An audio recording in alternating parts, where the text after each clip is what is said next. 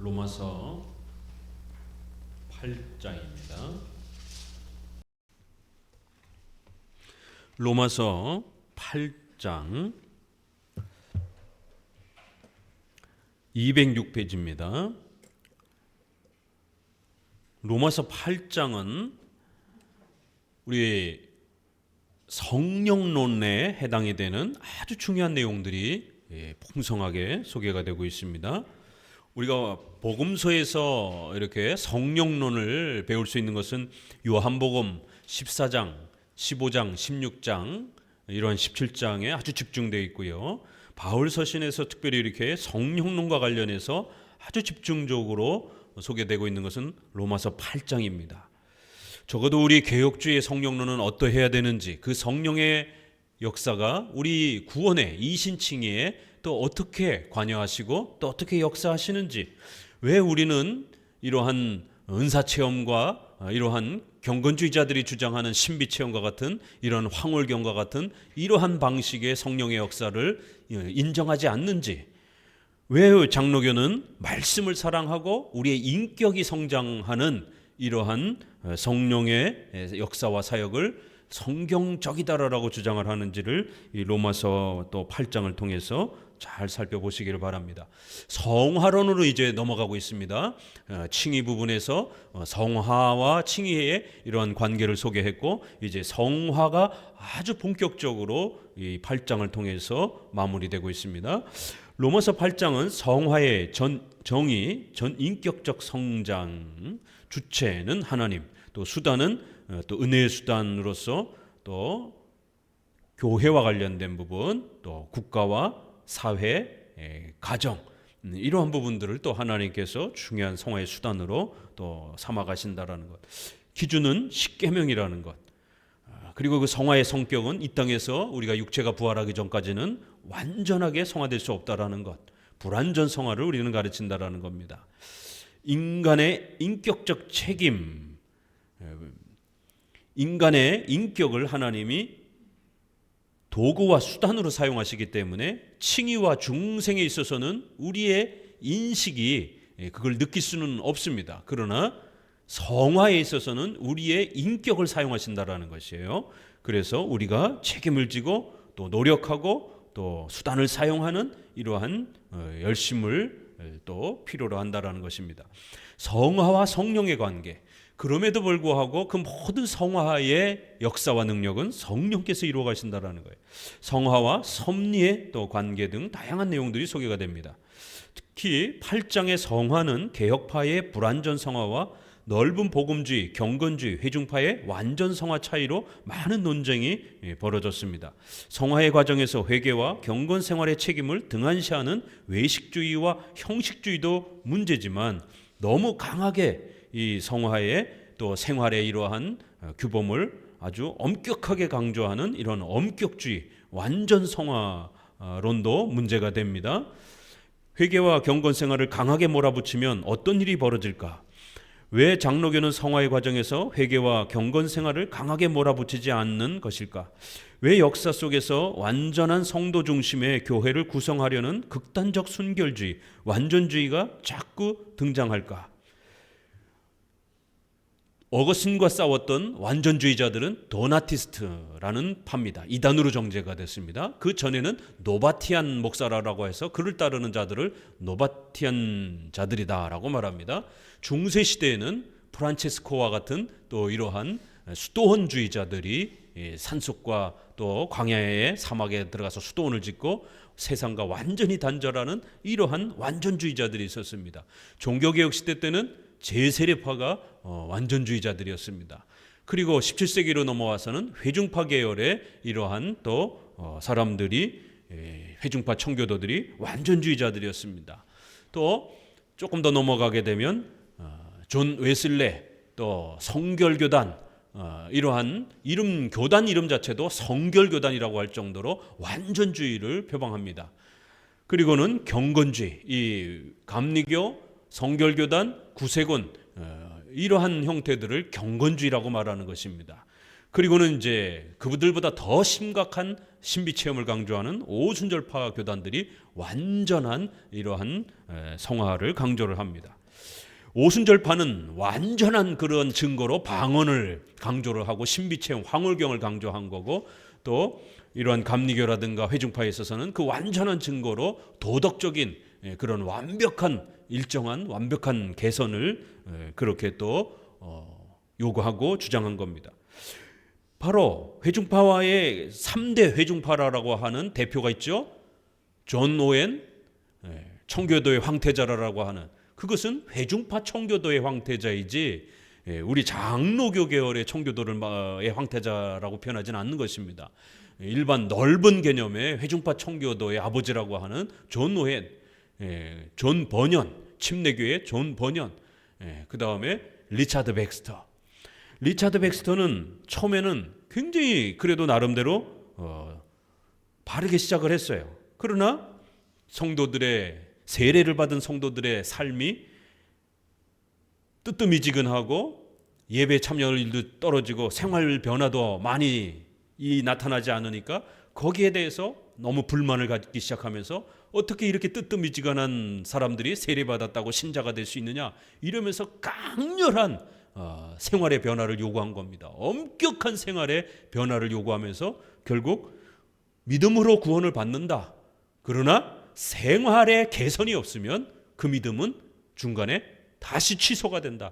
이 칭의 취소론을, 유보적 칭의를 가르친 분이 리차드 백스터입니다. 그래서 리차드 백스터의 중생과 구원론과 관련된 이런 회중파 계열의 이런 중생론과 구원론은 상당히 우리가 조심스럽게 읽어야 됩니다. 왜 리차드 백스터는 엄격하고 완전한 회개와 경건 생활을 추구하다가 신율법주의, 결국 순종 유무로, 생활에 이러한 순종 유무, 변화 유무로, 성장 유무로 칭의 취소를 주장하는 이런 신율법주의, 신인 협력주의, 공로주의로 전락했을까? 결국 처음에는 잘 출발했지만 결국 그 지나친 의도가, 더 잘해보려고 했던 그 지나친 의도가 결국 엄격주의로 빠지게 되는 결정적인 또 미끄러짐이 된다는 겁니다. 오늘날도 마찬가지예요. 그래서 장로교는 이 엄격주의와 세속주의의 그 중간쯤에 아주 절묘한 균형을 이루고 있는 것입니다. 장로교처럼 온화하고 천천히 성화를 강조하면 성도들이 나태해지거나 게을러지지는 않을까? 왜 개혁파 장로교는 불완전 성화를 강조하는데 주로 경건주의와 회중파와 감리교와 성결교 같은 넓은 복음주의는 완전 성화를 강조했는가? 성화론에서는 이런 질문을 계속 던져봐야 한다. 성화를 이해하고 접근하는 방식이 개혁파와 차이가 나기 때문입니다. 특히 성화와 회개를 지나치게 강조하면서 완전한 경건과 성화를 강조하며 연약한 성도들을 정죄하고 비난하는 것도 조심해야 합니다. 완전주의자들은 같이 읽어봅니다. 너희가 육신대로 살면 반드시 죽을 것이로되 영으로서 몸의 행실을 죽이면 살리니. 참 성경 표현이 이렇게 되어 있어요. 요거를 성화의 실제 과정으로, 즉 연속적인 금욕주의적 자기부정으로 명령으로 해석하여 성화가 부족하거나 약하면 죽는다라고 하며 칭의가 취소되는 것처럼 협박합니다. 몸의 행실을 계속해서 죽이지 않으면 반대로 뭐예요? 다시 지옥에 떨어진다라는 거예요. 살리니 계속 살아야 된다라는 거예요. 이거를 칭의적 관점으로서 성화의 실제 과정으로 이렇게 해석을 하는 것이에요. 하지만 이 구절을 실제 성화의 과정으로 이해하게 되면 어느 정도까지 육신을 죽여야 할 것인가, 그것을 누가 판단하고 결정하는가와 같은 딜레마에 빠집니다. 그 기준은 여기 제시하고 있지 않잖아요. 그래서 자꾸 회심 준비론 같은 회개의 어떤 명백한 내용을 확인하려고 하는 몇 단계의 단계별 기준을 자꾸 주장하게 되는 거예요. 회심 준비론, 회심 체험, 회심 준비, 이러한 준비론 같은 교리들이 성화론에서도 칭의론과 연결해서 엄격한 완전한 성화를 목표로 하면서 단계별로 그 성화의 단계를 주장을 합니다. 그런데 문제는 그런 단계가 성경에 어디냔 말이에요. 그건 다 목회자들이 만든 겁니다. 그래서 회중파 신학자들끼리도 통일이 안 되고 있어요. 각자 다 그 단계가 다 달라요. 회개의 단계가 다르고 성화의 단계가 다 다릅니다. 그러면 그거를 판단하는 목회자는 완벽하게 회개했고 완벽하게 성화됐느냐 말이에요. 다른 목사가 판단했을 때 아니 목사보다 성경을 더 많이 읽고 더 많이 기도 생활하는 성도가 있으면 그 성도가 목회자를 봤을 때 아 우리 목사님 나태해 내가 봤을 때 이러면 어떡할 거예요. 딜레마에 빠지는 겁니다. 그 목회자는 그러면 완전한 회개와 성화 단계에 있는지를 누가 검증하고 누가 판단할 거냔 말이에요.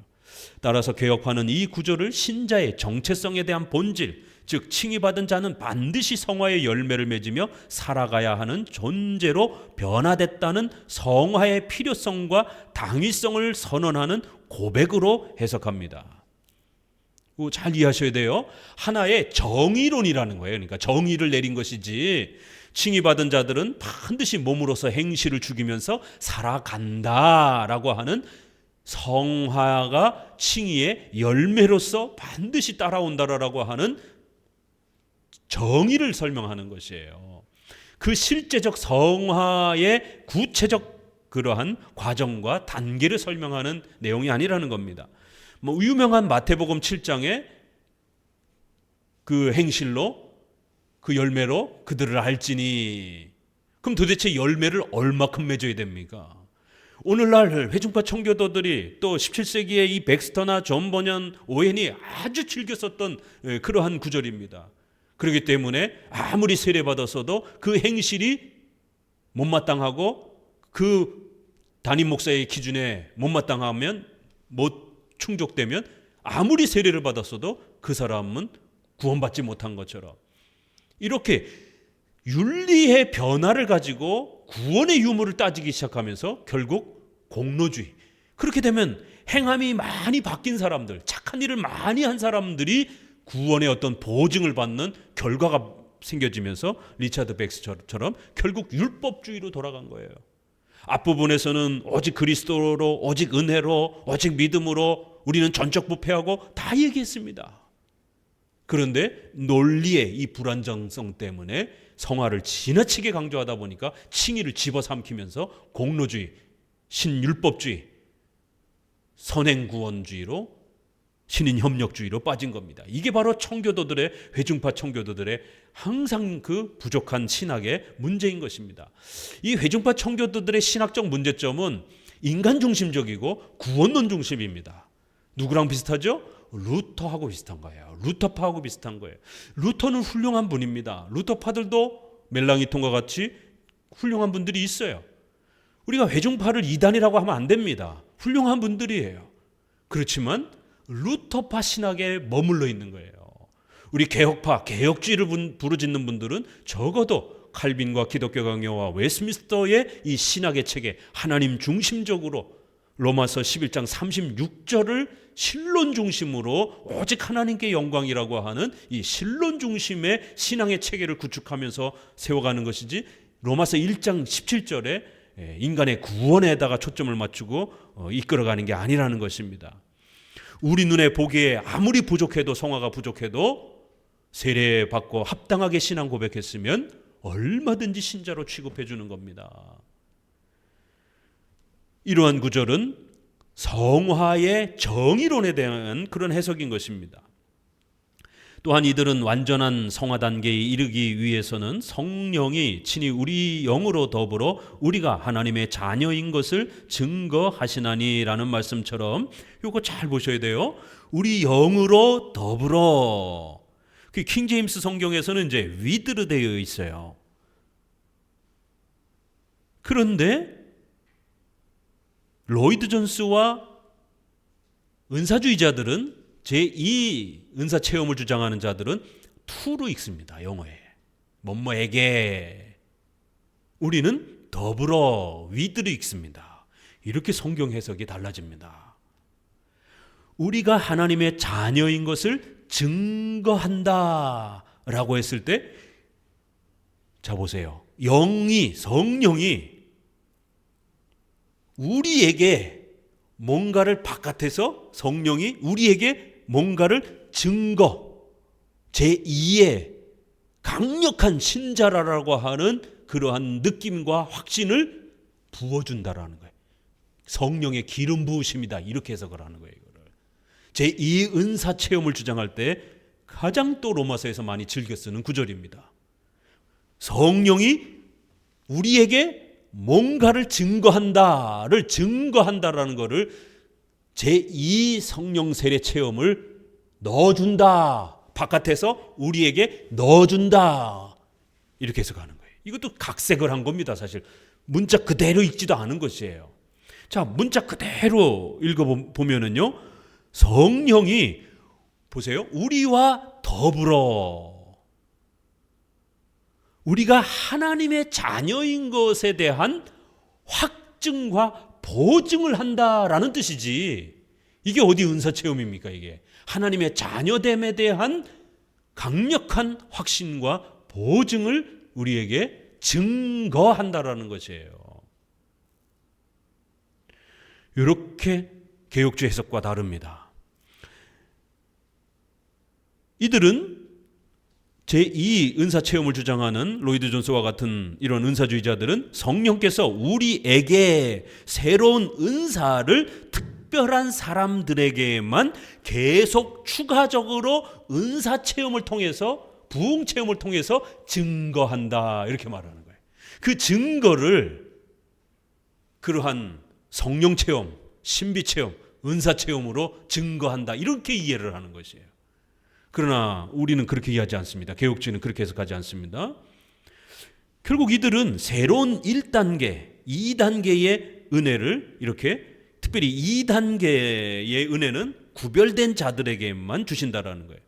우리에게, 모두에게가 아니라 특별히 더 준비된 자에게 주신다라는 거예요. 왜? 계속 주시는 거니까. 처음 준 자들이 있고 계속 주는 자들이 있다라는 것이에요.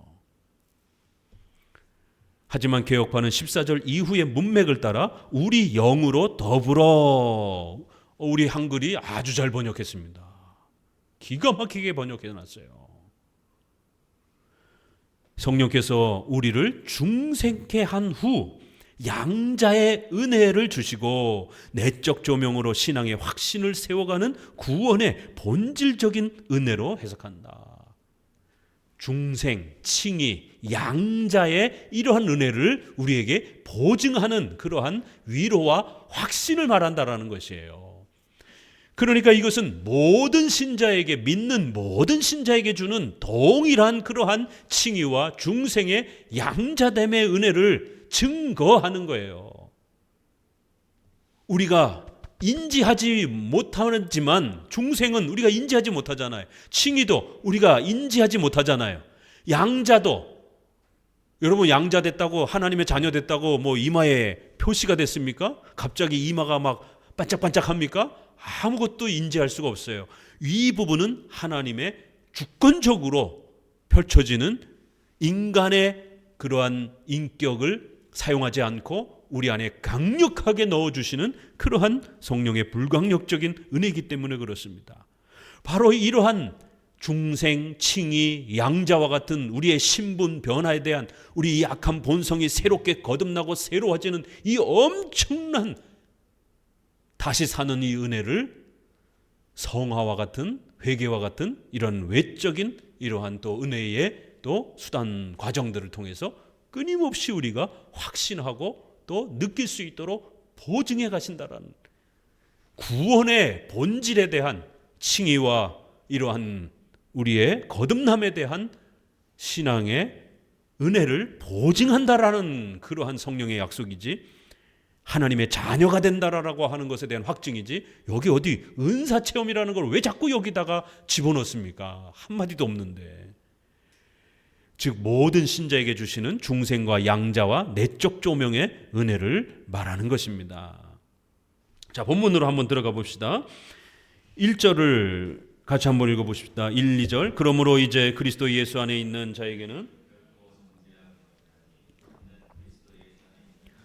생명의 성령의 법이 죄와 사망의 법에서 너를 해방하였습니다. 정죄, 이게 또 나와요. 그렇죠? 정죄, 그러면 법적인 표현이에요. 원죄는 하나님이 우리를 정죄함으로 인해서 우리가 죄책이 생긴 거예요.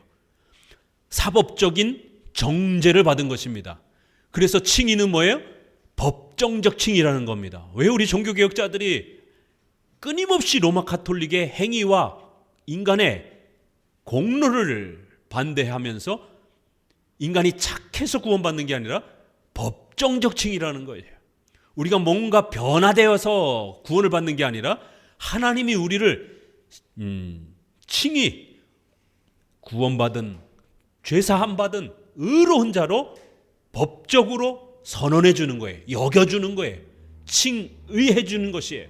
전가해 주시는 것이에요. 그래서 정죄라는 단어 나오면 이건 반드시 칭의와 관련되는 거예요. 우리의 죄를 제거하셨다. 우리의 죄를 없애주셨다.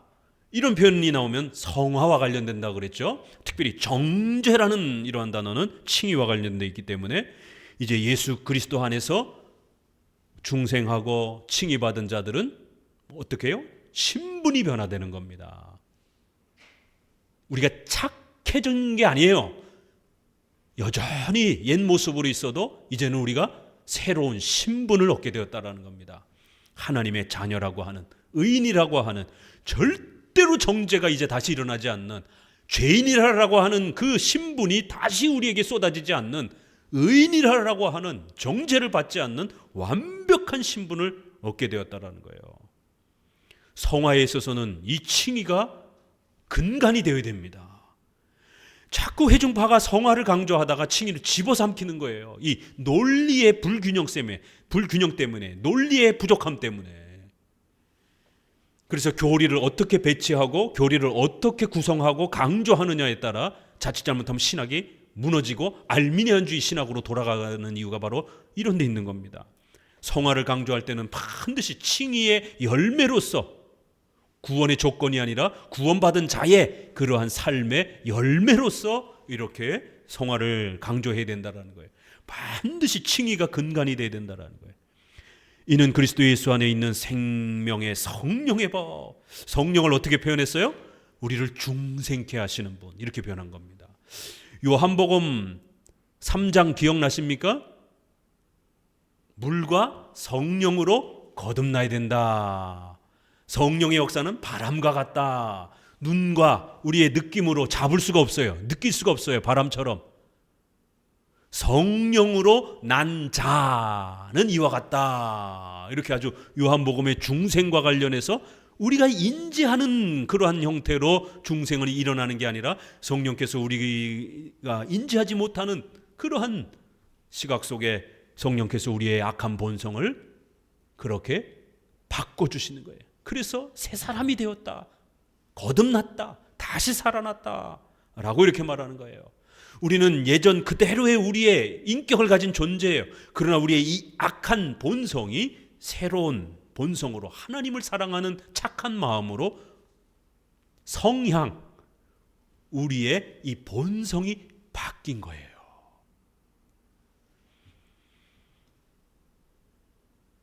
생명의 성령의 역사가 우리를 중생케 하신 겁니다. 죄와 사망의 법에서 우리를 칭의로 이끄시면서 우리가 거기에 중생된, 생명이라는 단어가 성령과 연결될 때는 그렇게 우리를 중생, 다시 살렸다라는 거예요. 그래서 우리가 중생한 자가 되어 전적으로 부패한 자들이 살아나니까 어때요? 말씀이 들리는 거예요. 어제까지만 해도 목사님이 설교할 때면 계속 잠만 오고, 교회 가자라고 가족들이 전달하라면 죽기보다도 싫고 이랬던 사람이 갑자기 다음날 교회를 가고 싶어지는 거예요. 성경을 읽고 싶어지는 거예요. 어제와 오늘 뭐가 달라졌습니까? 똑같은 사람인데 그의 마음, 그의 악한 본성을 생명으로 거듭나게, 새롭게 살아나도록 바꿔주신 거예요. 그리고는 그러한 자들이 신앙과 회개를 하기 시작하는 겁니다. 그래서 반드시 중생 다음에 신앙과 회개를 우리는 말하게 되는 겁니다. 구원론에서. 칭의와 성화를 잘못 말하게 되면 로마 카톨릭에 빠지는 거예요. 자, 두 번째 논쟁은 이렇게 중생론과 관련해서 우리 인간의 전적인 부패를 우리는 강조하기 위해서 반드시 중생이 앞서야 되고, 그 다음에는 우리가 회개하고 우리가 또 믿겠다고 결단하는 인간의 인격이 작동하는 신앙과 회개라고 하는 작용이 따라오는 겁니다. 거듭났기 때문에 내가 죄인이구나 회개하는 거예요.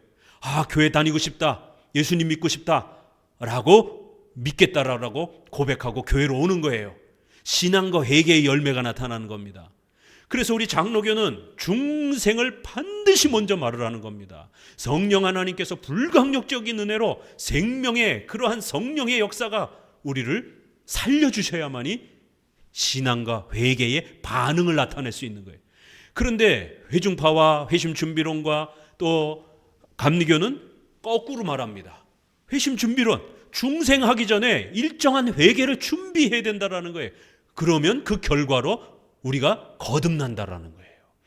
회개와 신앙의, 인간의 회개와 신앙의 결단을 해야만이 그 결과로 중생이 주어지는 거라는 거예요. 우리가 결단하지 아니하면 중생이 따라오지 않는다라는 거예요. 그러면 구원의 근원적인 힘은 누가, 공로는, 원인은 누가 준 거예요? 인간이 만든 거가 되는 겁니다. 논리적으로. 그래서 중생과 관련해서, 성령의 중생케 하는 은혜와 관련해서는 바로 중생과 신앙과 회개를 어떤 논리 순서로 배치하느냐가 아주 중요한 두 번째 또 논쟁이 되는 것입니다.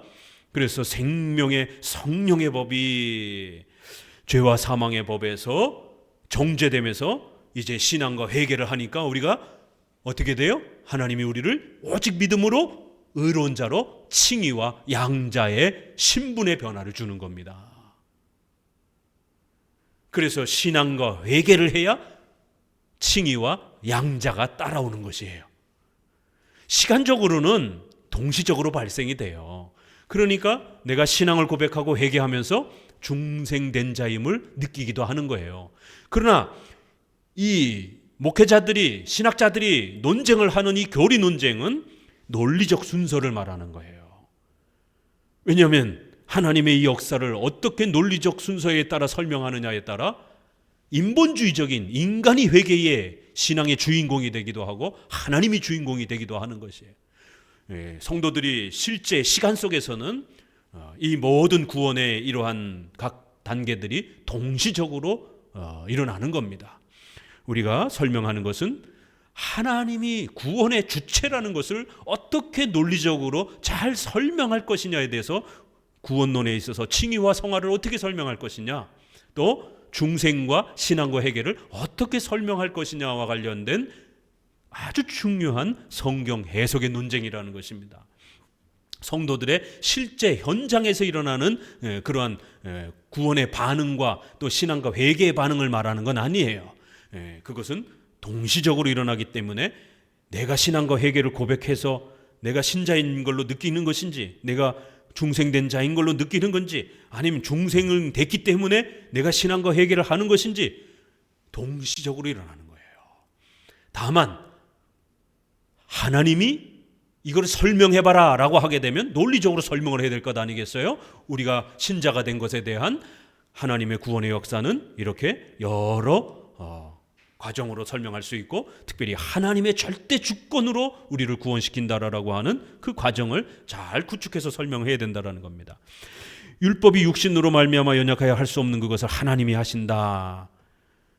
육신의 죄를 정하여 그렇게 육신을 쫓지 않고 그 영을 쫓아 행하는 우리 모두에게 율법의 요구를 이루어지게 하려 하심이라. 율법의 요구, 그러면 바로 떠오르는 게 뭐죠? 율법의 요구는 뭡니까? 지키면 살고 어기면 죽는다라는 행위 언약이에요.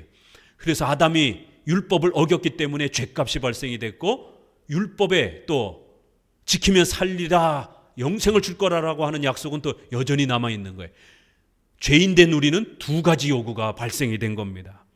이 요구를 그렇게 중생의 이러한 은혜를 우리에게 주시기 위하여 그리스도를 통해서 대속적 그러한 희생과 순종을 통하여 율법의 요구를 완벽하게 그리스도를 통하여 성취하셨다라는 거예요. 그래서 5절에 육신의 일을 쫓는 자는 육신의 일을, 영을 쫓는 자는 영의 일을 생각하나니. 8장이 왜 성령론인가 보세요. 영을 쫓는 자는 영의 일을 생각하나니 육신의 생각은 사망이요 영의 생각은 생명과 평안이라. 이런 표현들이 나오니까 영의 기운을 받아야 됩니다. 우주의 기운을 받아야 됩니다. 어떤 사람들이 그러니까 크리스천들이 우리는 영의 기운을 받아야 됩니다. 이 신비주의자들이 영의 생각을 받아야 됩니다. 이런 로마서의 이런 표현을 신비체험, 황홀경 체험으로 자꾸 주장을 하는 거예요.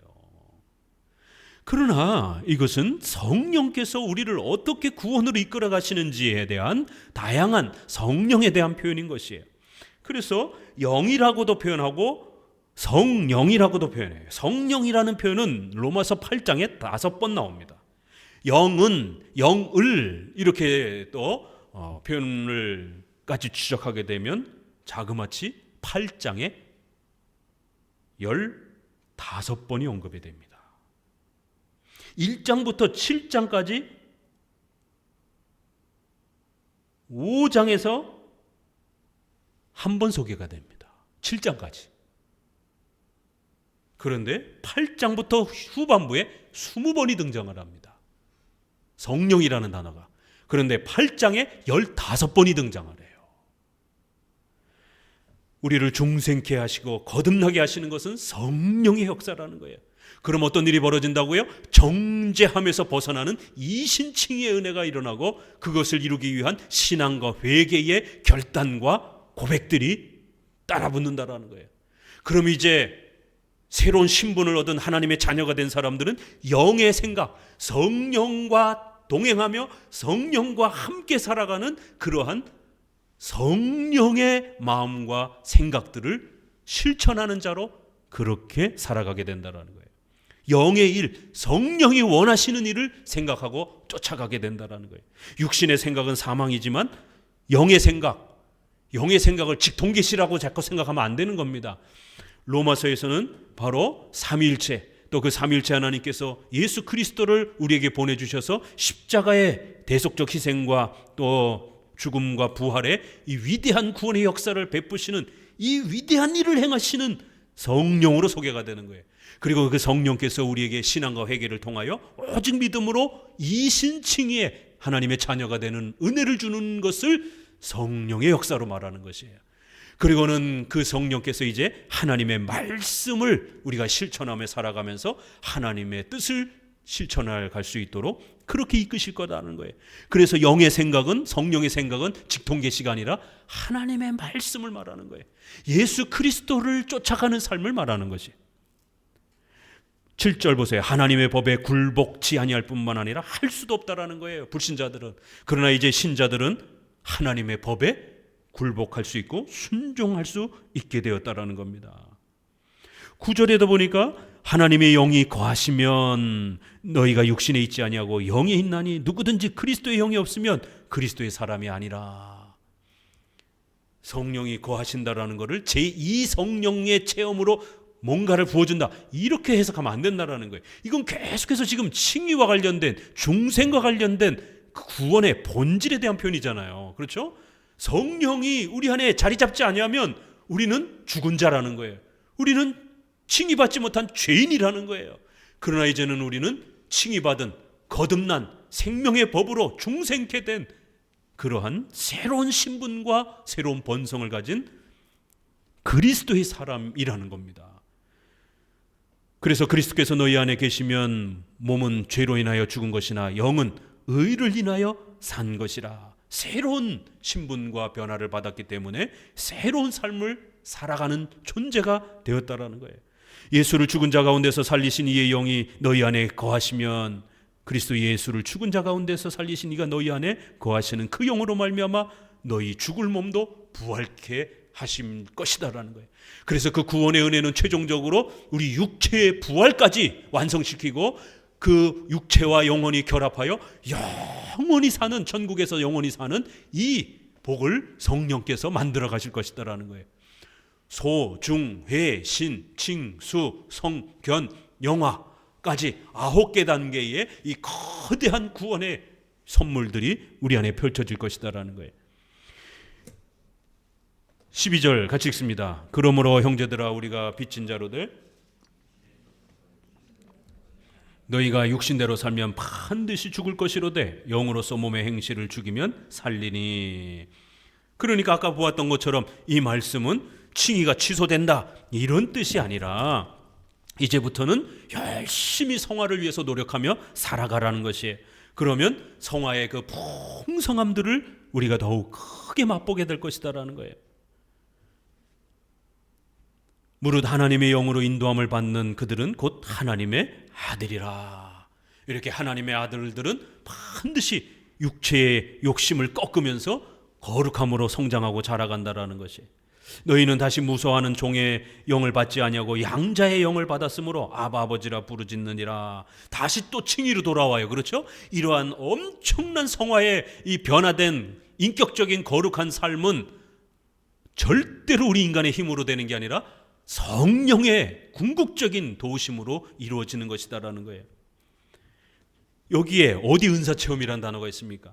갈라디아서 5장 22절에 23절에 성령의 열매는 희락과 화평과 온유와 절제와, 여기 어디 은사체험이 있습니까? 제발 좀 참으라는 거예요. 제발 좀 크리스찬들은 온유하라는 거예요. 화내지 말라라는 겁니다. 이게 성령이 충만한 은혜라는 겁니다. 예수님 믿기 전에는 너무너무 화를 잘 냈던 사람이 예수님 믿고 나서 화를 덜 내기 시작하는 거예요.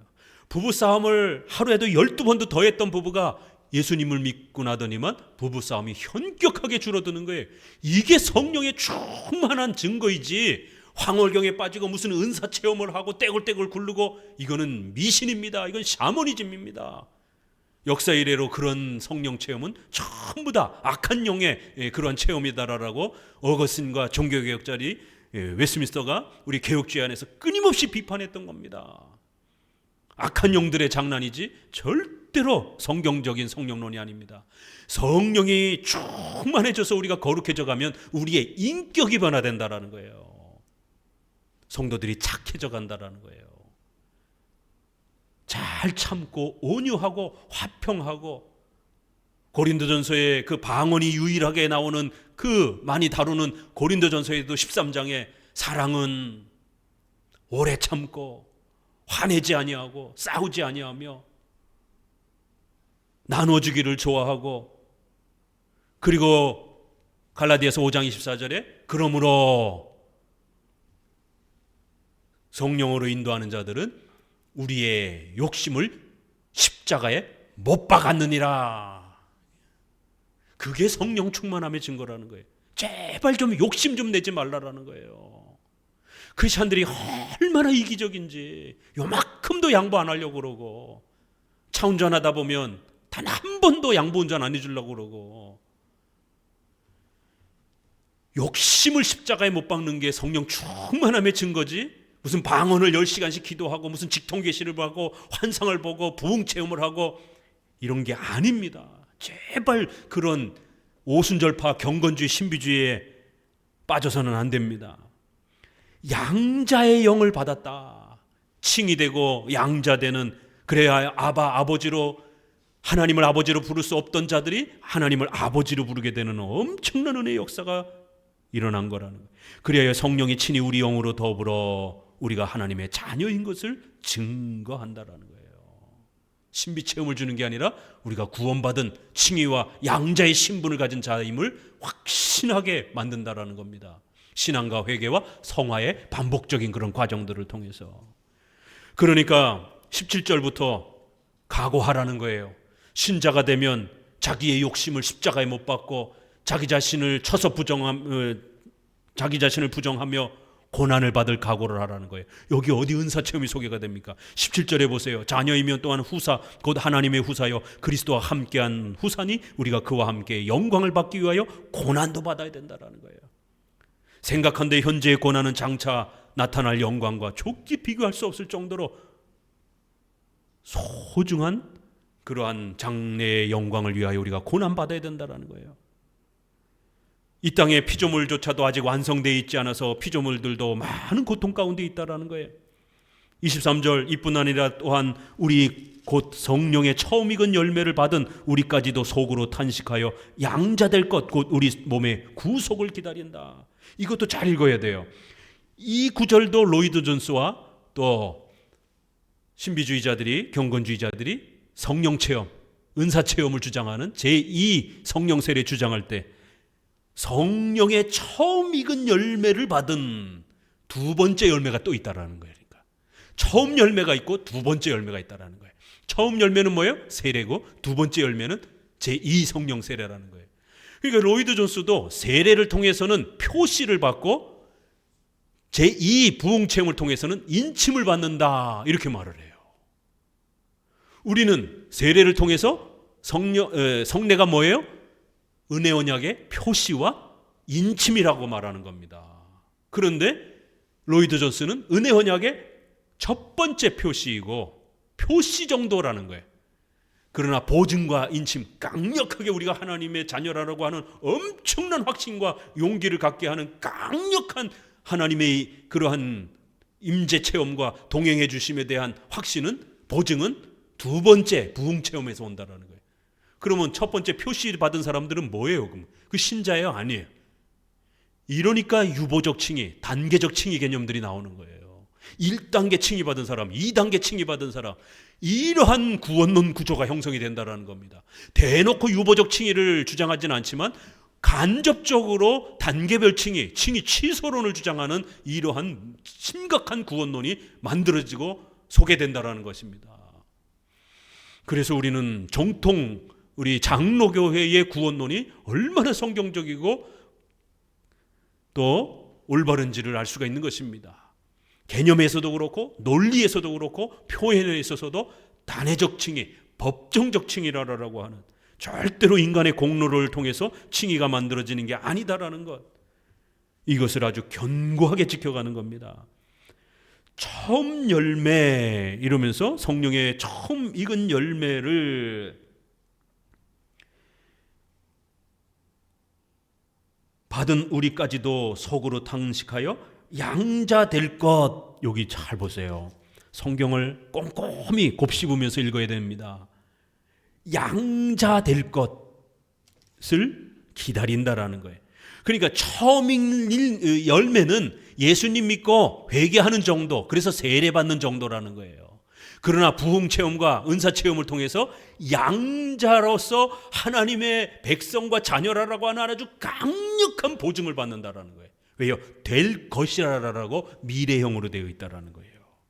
로이드 존스가 해석하는 방식입니다. 이게 양자 될 것이다라는 거예요. 그래서 우리 몸의 구속을 기다린다라는 거예요.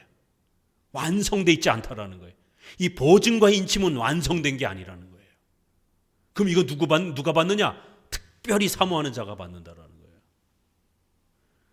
신자를 계급화하는 일이 벌어지는 거예요. 자, 그러면 어디를 다시 읽어보시느냐면 15절을, 8장 15절을 이미 우리가 읽었어요. 같이 읽어봅시다. 너희는 다시 무서워하는 종의 영을 받지 아니하였고 양자의 영을 받았으므로 아바 아버지라 부르짖느니라. 같은 8장의 앞부분에서는 우리 번역도 잘 번역했어요. 이제 목사님이 이러한 그 중요한 부분들을 자꾸 언급하다 보니까 우리 한글 성경도 이제 좀 보이죠?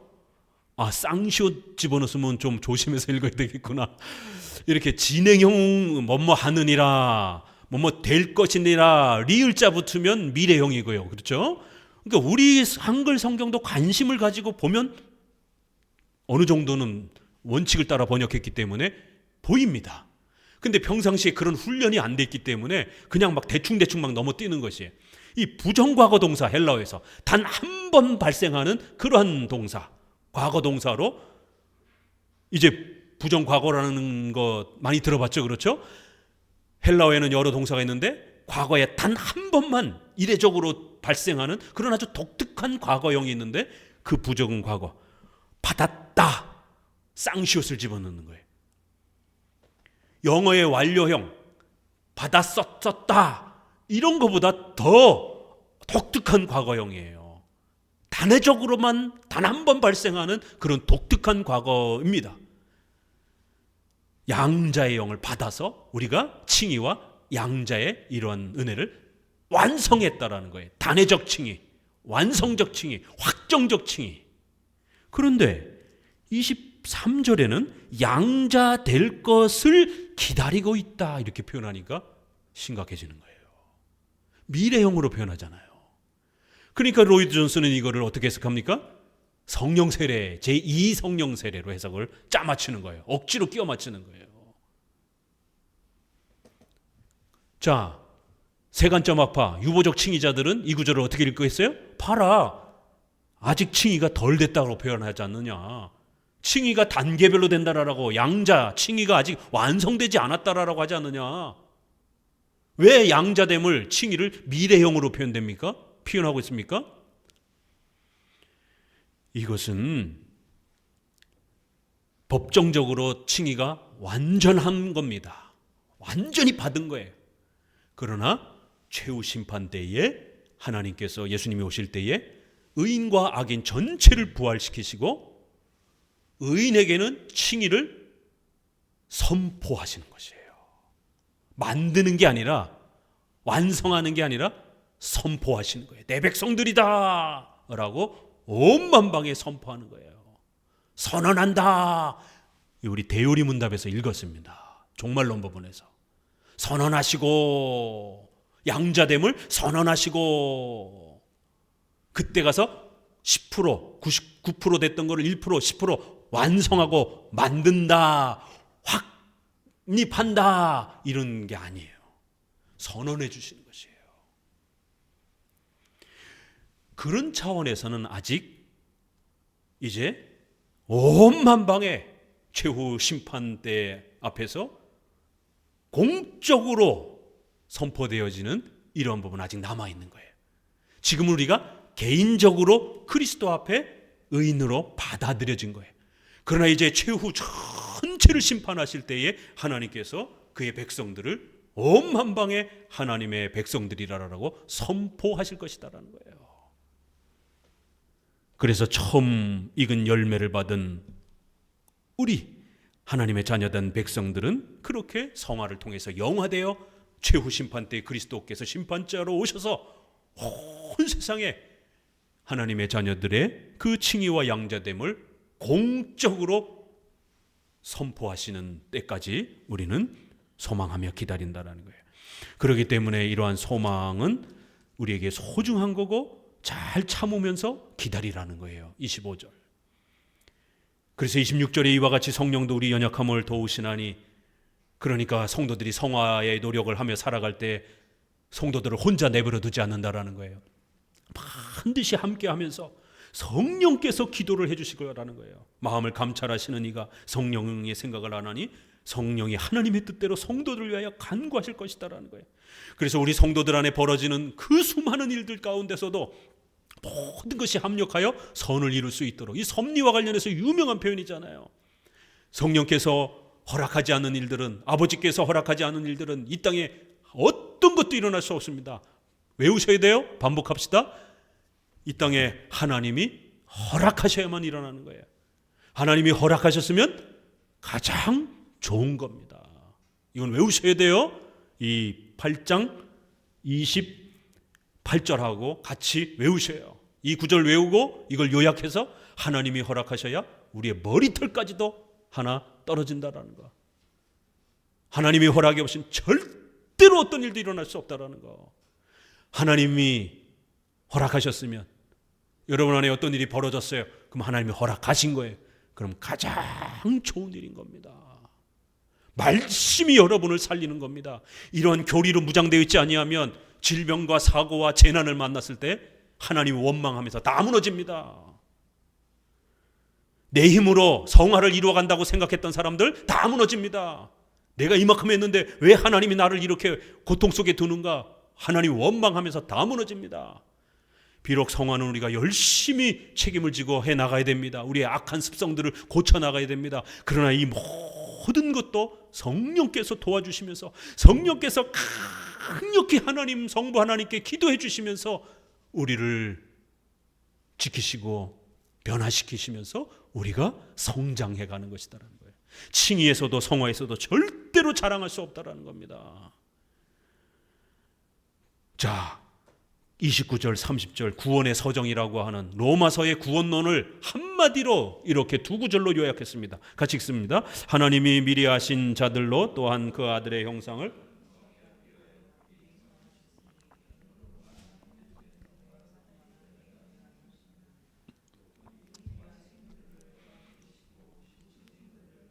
의롭다 하시고 의롭다 하신 그들을 또한 영화롭게 하셨느니라. 지금까지 말씀드렸던 이러한 논리적 순서를 성경이 이렇게 표현하는 거예요.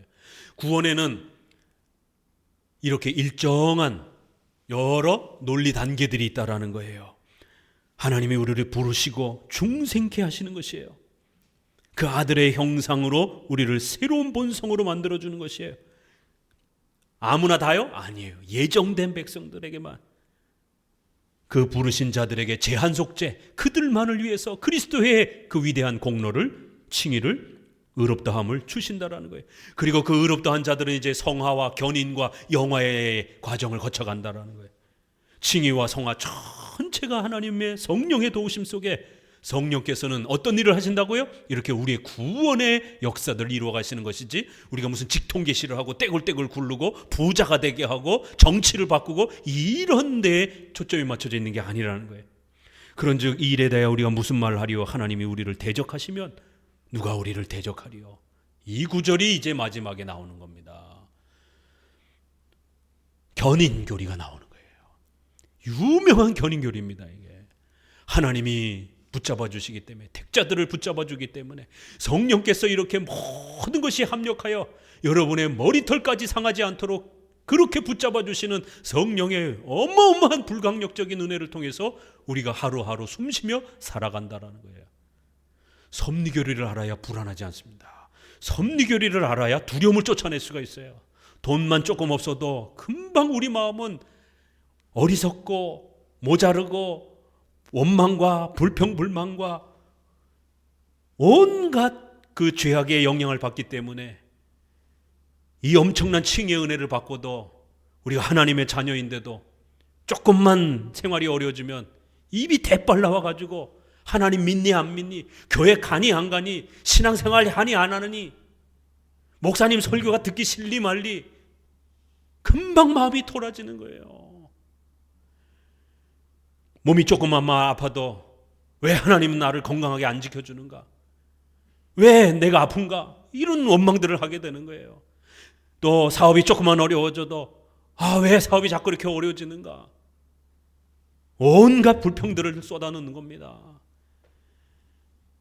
어떻게 우리가 성화에 요만큼 쬐꼼했다고 기고만장해서 마치 우리가 대단한 노력을 해서 상을 받은 것처럼 그렇게 의시되고 자랑할 수 있겠냐라는 거예요. 칭의와 성화란 그런 게 아니라는 겁니다. 우리 인간의 죄성을 알면, 전적 부패를 알면 감히 우리가 칭의에 뭔가를 보탤 수 있다라고 상상조차도 할 수 없다라는 거예요. 성화에 있어서 우리의 악하고 어리석고 시기하고 질투하고 미워하고, 사촌이 땅을 사면 배가 아프고, 성도가 조금만 잘 되면 막 화가 나고, 성도가 조금 나에게 뭐라고 그러면 금세 팩 토라져가지고 화가 나고, 이런 우리의 어리석고 어린애 같은 변덕스러운 이러한 마음들이, 하루에도 12번 더 변덕스러운 이런 마음들이 어떻게 우리가 거룩하게 성장해 가도록 그렇게 보태거나 도울 수 있겠습니까? 성령께서 모든 것이 합력하여 선을 이루면서 성령께서 탄식하면서 우리를 위하여 하나님께 기도해 주지 않는다라면 불가능한 거예요. 왜 우리 장로교회가, 개혁주의가 오직 하나님의 은혜로, 오직 그리스도의 공로로, 오직 믿음이라고 하는 이 단어를 그렇게 소중하게 사랑하는지, 인간의 공로가 0.1%라도 절대로 들어오지 못하게 하기 위해서 그런 겁니다. 하나님이 모든 걸 하신다라는 거예요. 그래서 하나님이 우리를 붙잡아 주시기 때문에 우리는 어떤 위험에 처해도, 어떤 건강을 잃어도, 어떤 사업에 또 위기를 겪는다 할지라도, 또 어떤 국가적인 또 고통을 겪는다 할지라도 누가 우리를 대적하겠느냐? 같이 읽어봅시다. 32절부터 소리를 내서 음미하면서 자기 아들을 아끼지 아니하시고 우리 모든 사람을 위하여 내어주시니가 어찌 그 아들과 함께 모든 것을 우리에게 은사로 주지 아니하겠느냐.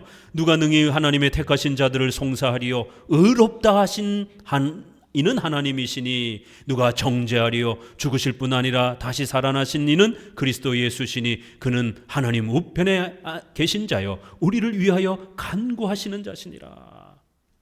정죄, 칭의 얘기 또 나오는 거예요. 칭의와 관련해서는 그리스도께서 우리를 위하여 기도해 주시고 그리스도께서 강력한 보증이 되어 주실 것이다라는 거예요. 35절부터 읽습니다. 누가 우리를 그리스도의 사랑에서 끊으리요 환난이나 곤고나 핍박이나 기근이나 적신이나 위험이나 칼이랴. 기록된 바 우리가 종일 주를 위하여 죽임을 당케 되며 도살할 양과 같이 여김을 받았나이다 함과 같으니라. 그러나 이 모든 일을 우리를 사랑하시는 이로 말미암아 우리가 넉넉히 이기느니라.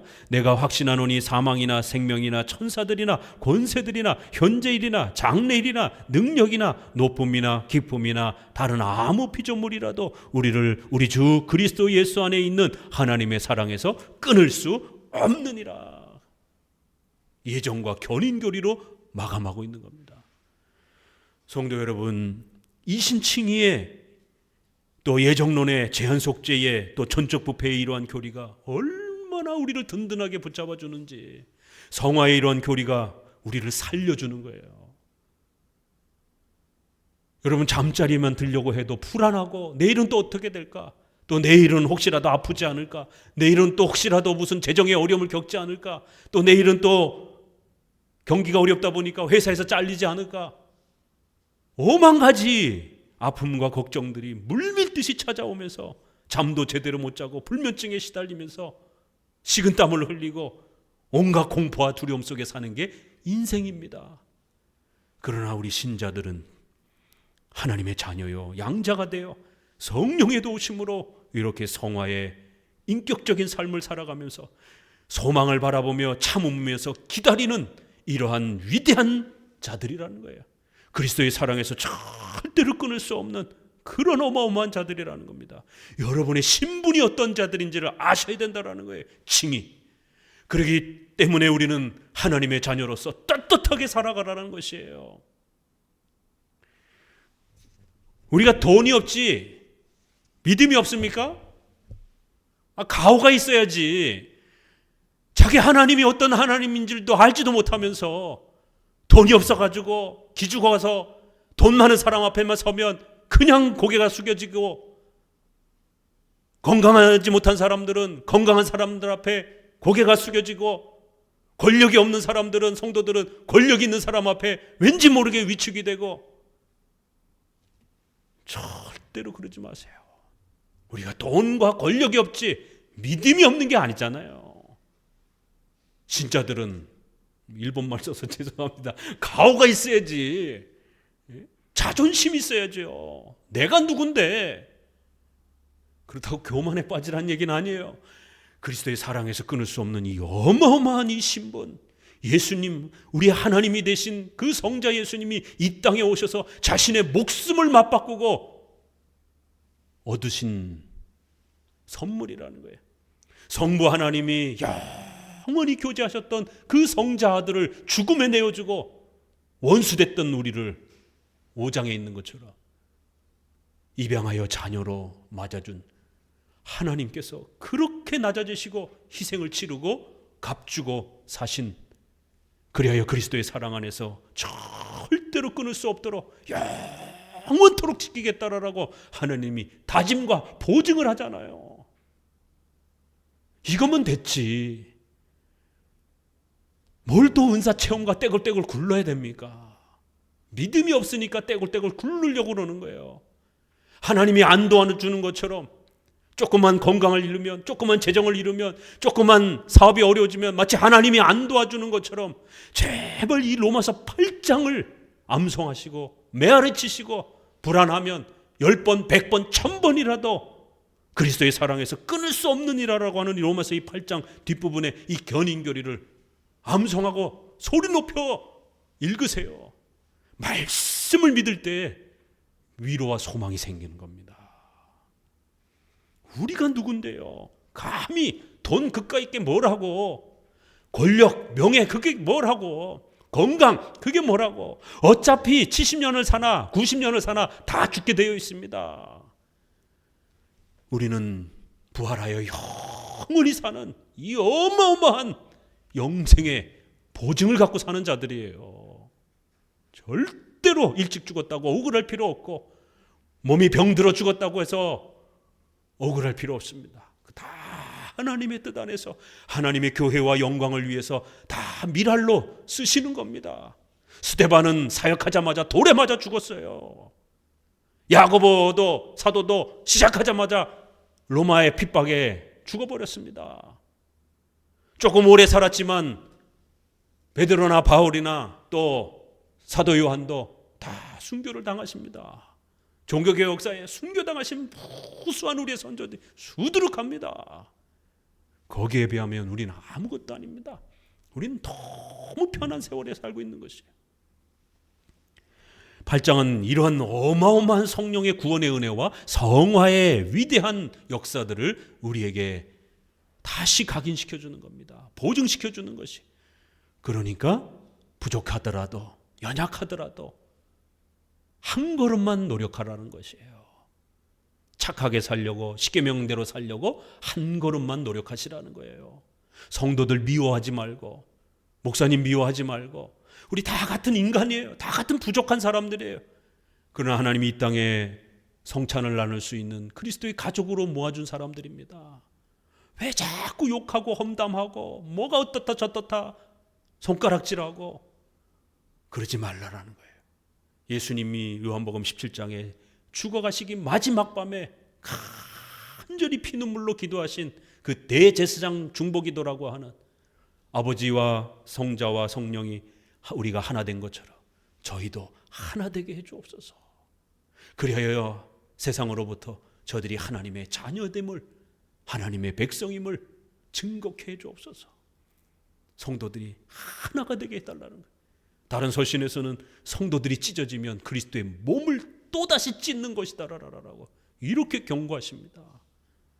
고린도전서의 팔이 다리에게 너 쓸데없다고 욕하지 말고, 눈이 코에게 입에게 너 쓸데없다라고 욕하지 말고, 각자의 역할들이 다 있다라는 거예요.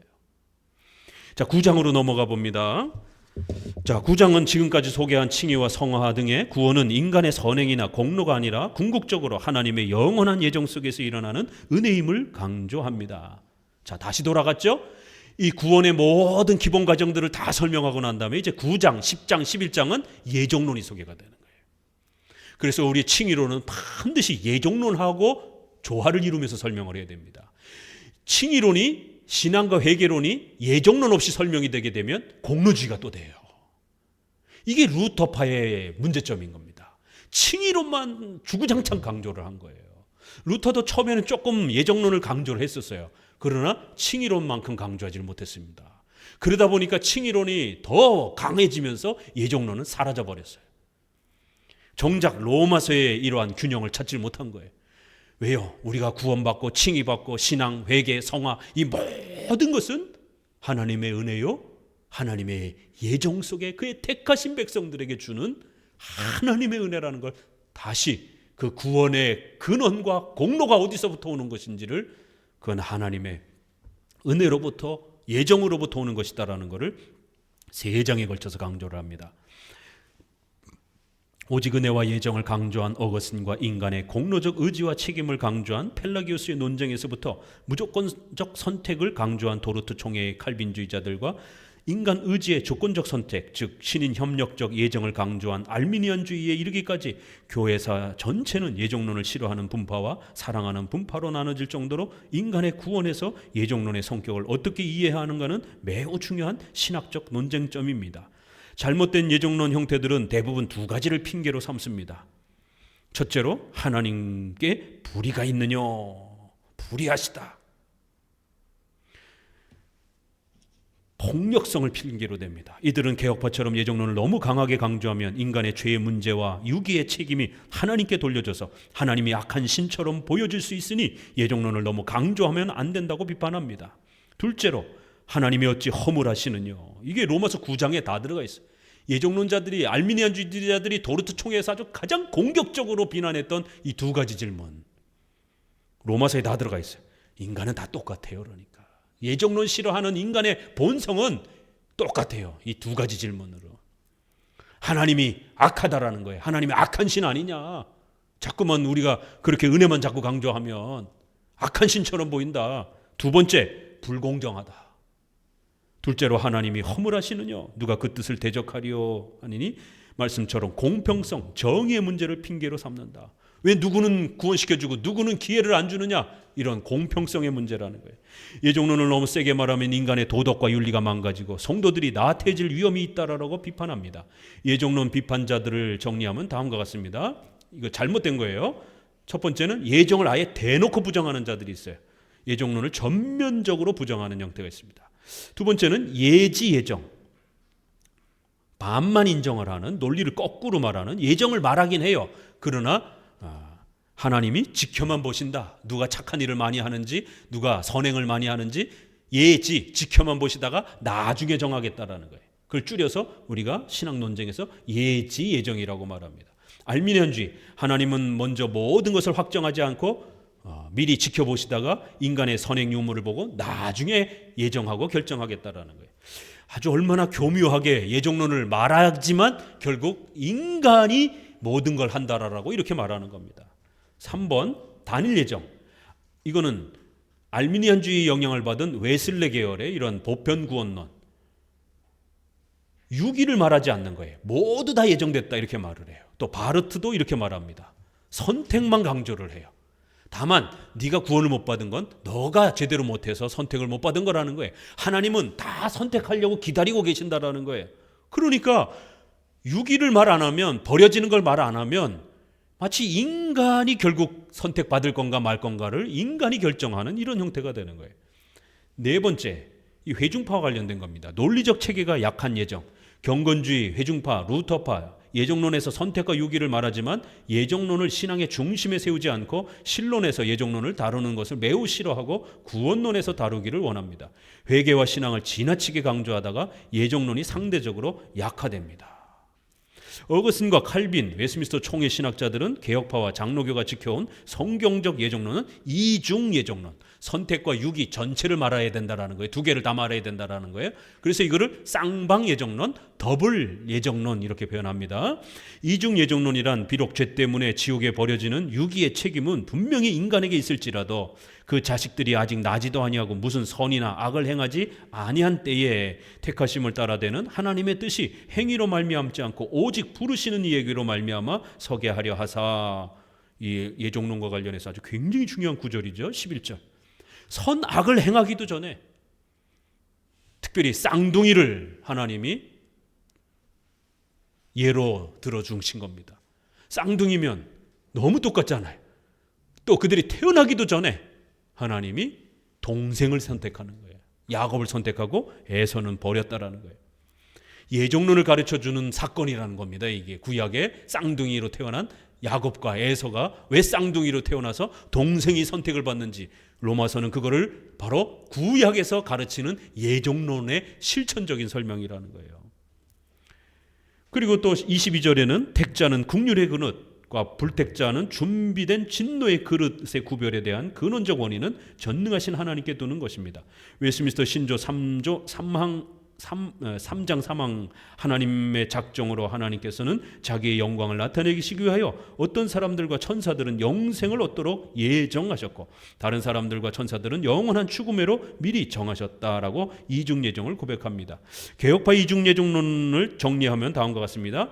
알미니안주의와 싸울 때는 예정, 예지, 하나님이 이미 다 정하셨다라는 거예요. 확정되고 불변한 하나님의 뜻과 의지를 강조하는 거예요. 그리고 그렇게 정한 대로 모든 역사가 펼쳐져 가는 걸 하나님이 살펴보신다라는 거예요. 이중예정, 쌍방예정, 선택과 유기 모두를 제시하고요. 논리적 균형에서 예정론의 토대에서 은혜 언약을 강조합니다. 예정론의 토대에서 구원론을 강조하는 거예요. 그러니까 알미니안주의와 루터파는 이거를 거꾸로 하는 거예요. 은혜 언약을 더 강조하는 거예요. 구원론을 강조하는 거예요. 칭의론만을 더 강조하는 거예요. 그래서 요즘에 목회자들 중에 언약 중심으로 성경을 봐야 된다. 너무 예정론 강조하지 말아라. 언약은 뭐예요? 쌍방이 서로 잘해야 되잖아요. 그래서 세간점 학파를 관계적 칭의론이라고 그러는 거예요. 하나님도 잘해야 되고 인간도 서로 잘해야 된다라는 거예요. 둘 중에 누가 하나 잘못하면 그 관계가 언약이 깨진다라는 거예요. 언약주의적 율법론 이렇게도 표현해요. 그 세간점 학파를. 언약을 새로운 관점으로 보는 거예요. 또 세간점 학파도 있고. 언약 중심이에요. 은혜 언약 중심이에요. 예정론 중심이 아니라 구원론 중심이에요.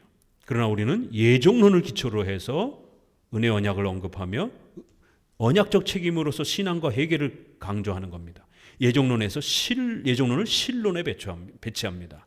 그래서 소유리 문답이 이렇게 작정, 선택 이런 부분이 앞에 와 있는 겁니다. 자, 우리 본문으로 들어가 보시게 되면은요.